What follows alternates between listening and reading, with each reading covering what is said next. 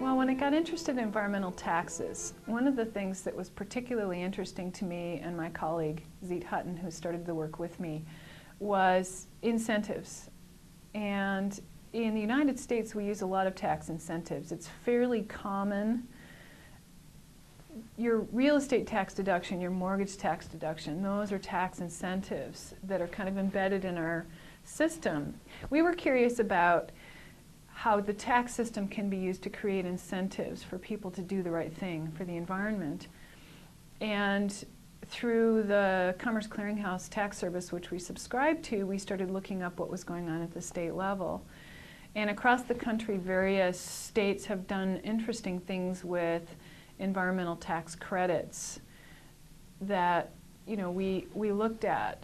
And I think it's important to get some of those things into the public eye, to the people that make policy decisions, to the people that are talking about environmental taxation. And there is an international conversation about environmental taxation that is going on. Some of the credits are particularly interesting because they're so unique and they're so targeted at a particular environmental issue. And California, for example, doesn't have this tax credit anymore, but for a while they were giving corporations a small tax credit if they restored the streams for salmon and steelhead habitat. And to me that's an interesting way to encourage environmental behavior. And I like, it's kind of the carrot or the stick, and I like the idea of a carrot.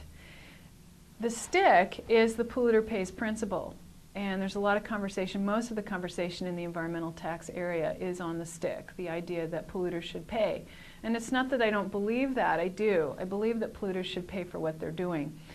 But I also believe that sometimes there's behavioral differences in how people respond to incentives. So it's kind of the twist on how people might behave if they see that there's an incentive. Most of the incentives aren't large enough necessarily to change behavior. And a really good example is the federal tax credit for purchasing a hybrid car. Really that incentive isn't large enough to make a difference in the price. And yet I think it's something that can make a difference in somebody's decision-making process. And so they might be more willing to make that choice when they're thinking about buying a new vehicle. So the reason that the state level environmental tax policy became more interesting to us is because there was a lot more creativity across the country on what people were doing. In management accounting, we have this mantra. My interpretation or my words about the mantra are you get what you measure, or what gets measured gets done. And I think it's really important how you create incentives within an organization.